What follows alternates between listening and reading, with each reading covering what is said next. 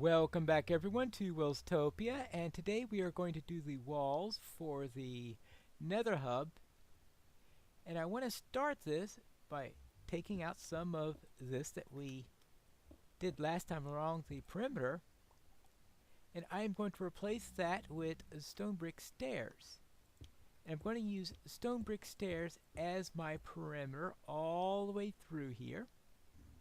Except of course when I'm interfacing with this, so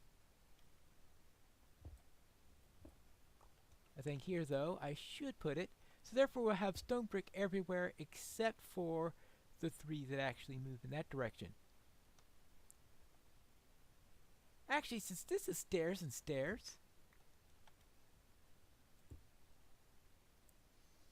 I know that looks a little funny there, but I think that will fit on a little bit better. So therefore we'll have stairs there. Then I could fill that in with netherrack. I'll get to that in a moment. And over here I will put some chiseled brick right here. And then at the bottom section then, we are going to have terracotta, glazed terracotta, matching the color of the quadrant we're in. So therefore this is going to be green glazed terracotta. And that means I'm going to need to learn how to lay down terracotta. Haha, that's going to be the challenge. After a little practice, this is what I've decided on. I'll have 4 blocks up, 2 with the chiseled and chiseled on top, pillars in between, and the glazed terracotta like this. Now the tricky thing is placing glazed terracotta, and this is what I've come up with. I put one by standing towards the right, then I have this one by doing that, this one by turning to the left, and the fourth one I found the only way I can get it is by going on the other side like that. And that gives me a nice pattern placement. It really makes placing glazed terracotta quite tricky. So therefore I'm going to have to repeat this all the way through, and I've not come up with a single way of doing it that doesn't involve me doing the last one from the back. So now I need to repeat this pattern all the way up to the point of the next door. Then again, there's a better way to do that. I could just start in the back, and then I can do that, do that, do that, and I'm done. Yeah, a lot more efficient. Wish I thought of that way before. For the red blocks, I've decided to go in the opposite direction, and that is, we go from the back here, we go from this direction here, then from the front here, and then here, and that gives me the pattern I want. So therefore,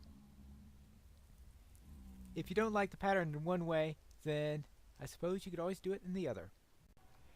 And we have the wall complete, except where we intersect potential tunnel spots. I still have to decide what I want to do with those.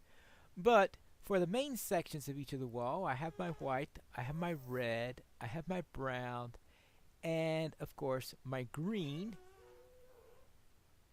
But now I have this thing where I have this nice beautiful green square here, and all the rest of them look rather dumpy in comparison.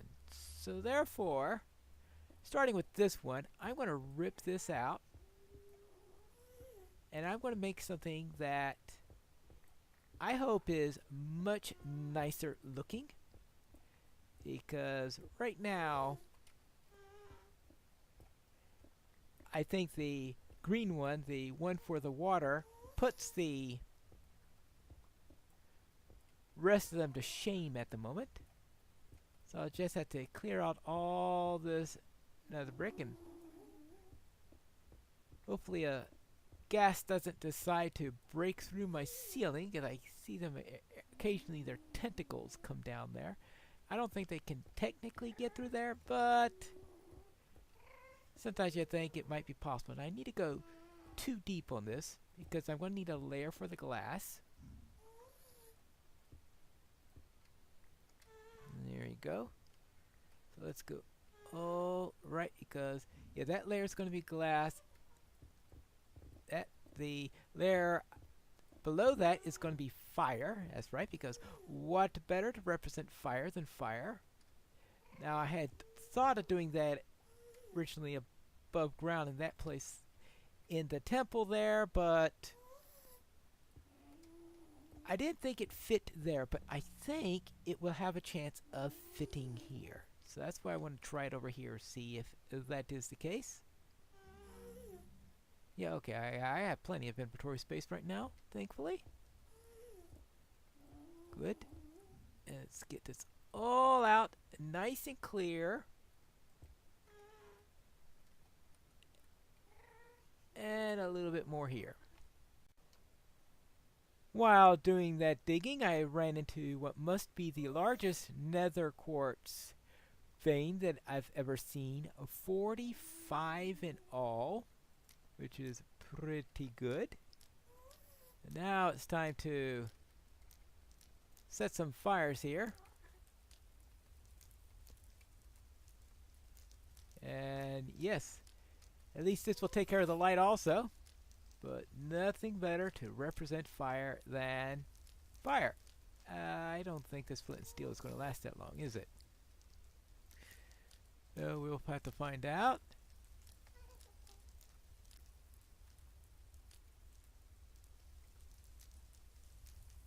Well,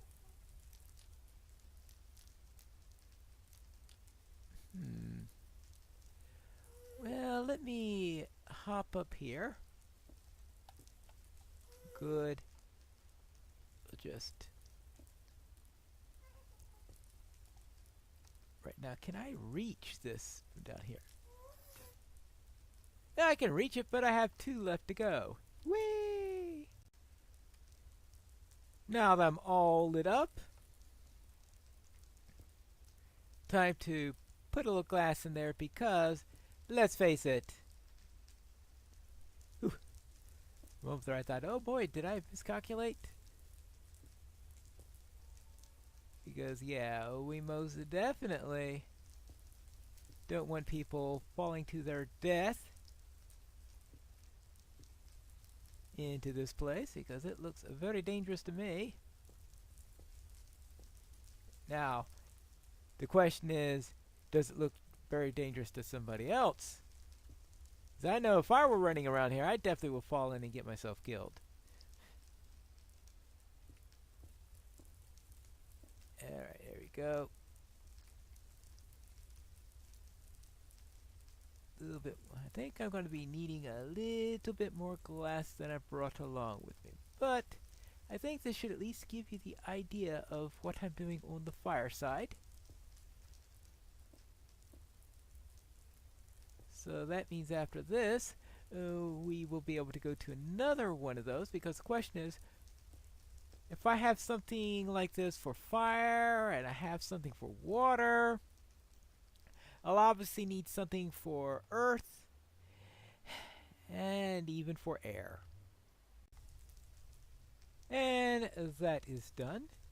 So that means now we go to earth, where we have this, yeah, this thing. You remember last time when I was trying to convince myself that it might look decent, and yeah, never was convinced on that matter.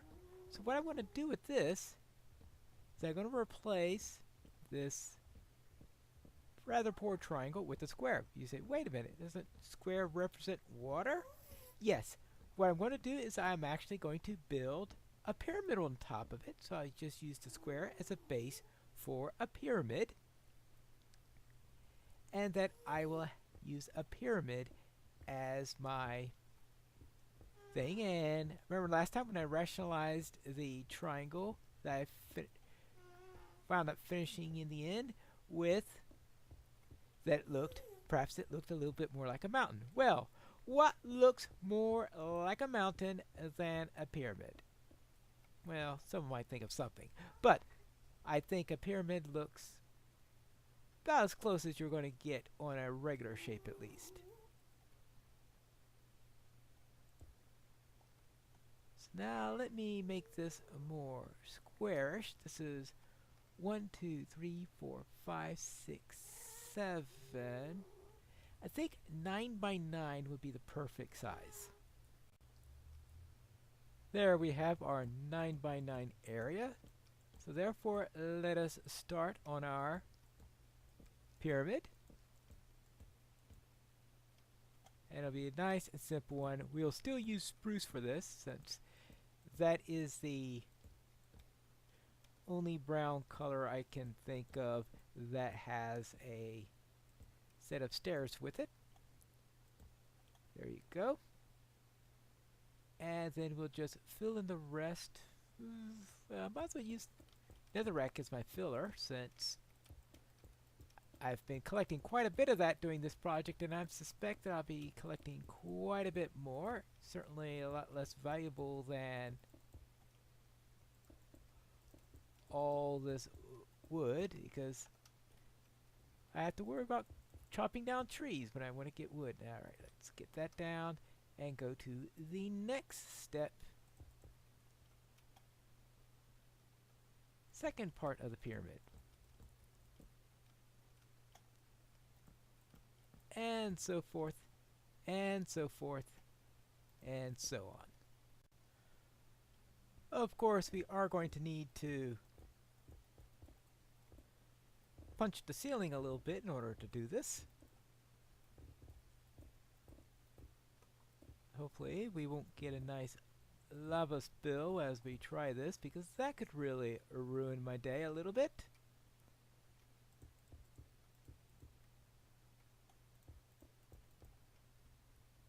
Next section. And we could cap the whole thing off with a slab. So there we have our pyramid. Alas, there's not going to be much in the way of light, so that will probably have to come down from the ceiling, since we're not going to have an internal light source as we have with the other two sections. As unless, of course, I could find some way to arrange it. That leaves only air. Now, unfortunately, I won't be able to do the air build for now. The plan is to have a glass sphere, since I can't think of anything that will represent air better than glass sphere. But this ceiling is, as you can see, not ready yet. So I'm thinking that I can do the air build after I have the ceiling raised all the way up. And I don't want to do that quite yet. Now I need to handle air. My first thought on this was having a sphere. The trouble with a sphere is that in order to have any particular distance, it'll also need a great deal of height. And I really don't want that, because I want some balance here. And right here, I've got balance between two pits here. That's about 4.5 high. So this should also be 4.5 high. So therefore, I'm going to create a hemisphere, or a dome, and have that coming out of the floor like that. And I think that will work out pretty well. So what I'm going to do is I'm going to get rid of the quartz on the edges, and I'm going to use this as a bottom circle, but I'm going to leave the quartz that's in the middle there, because I do want to make the inside of the sphere non-spawnable. I guess I could theoretically just have it as a little zoo for pigmen if I was really of that inclination, but I am trying to show off air here, so therefore I think I'll just start the sphere out like this. Now I'm going to leave the middle one open because I want to be able to get in and out. So that's just going to allow me to get in and out. So that's going to be the lowest layer of the dome, and I'm just going to go up from there. So I need to get each of the layers in turn. So the second layer is going to be something like this.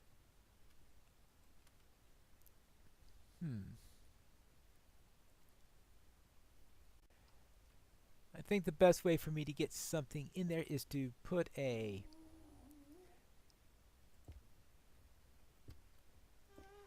little block there. Just give myself 5 there, and we'll put one of these at each of those points like that.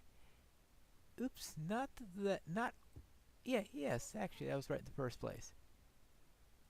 Yeah, put it at each of those locations right there, and that should be able to allow us to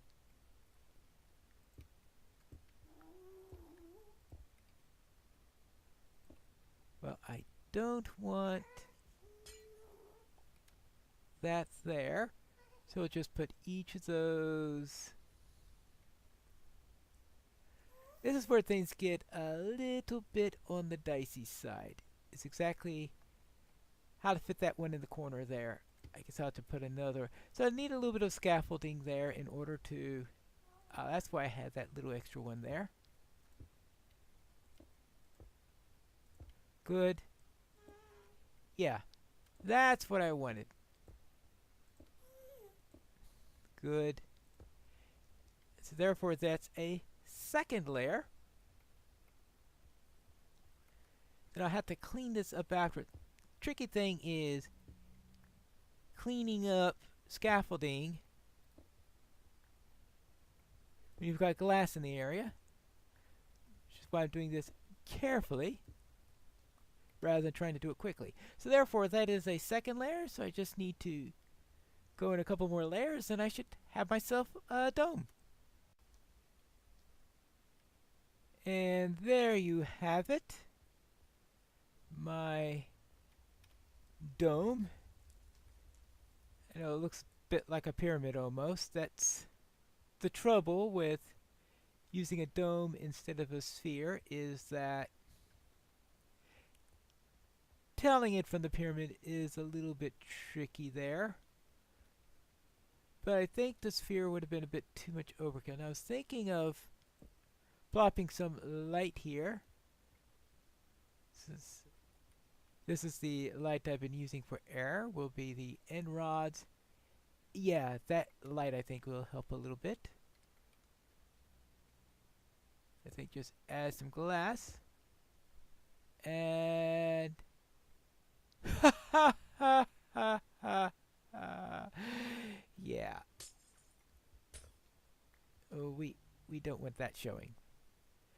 Let's get some quartz in order to put it in there. Ooh, we think quartz would be the best thing to use for this. But do I have any? Well, we have this, of course. We do have that. I think I could easily turn that into what I want. Good. And let's put some quartz along the edges. That looks a bit better. I decided to use chiseled quartz for the short points on the, I guess you could say, curves there, and on the straights I'm using a regular quartz. Put this all around. And now I have my sphere. Alright, that takes care of that. Now, considering end rods, I think they're going to be a little more common for me than they were in the past because I finally got the coarse flowers and the end stone that I need. Thank you, Stina Rose, for giving me some of this. And that finally gives me a coarse plant farm, which gives me a nice mix. Looks like I usually get about 3 flowers per plant and about 6 coarse fruit per. So the yield is pretty decent. It's still not decorated, but things are coming along. And I have this on a little outshoot from where I go down to the spider farm down there. But it gives me a good supply, at least enough for my needs. So now it's going to be blaze rods I need, and there is a blaze farm on the server. And that is it for today's episode. I think I got quite a bit done on the Nether Hub, but there is one more thing that needs to be done. Perhaps more than one thing, because I do need to take care of the ceiling, of course, and think of a good design for that.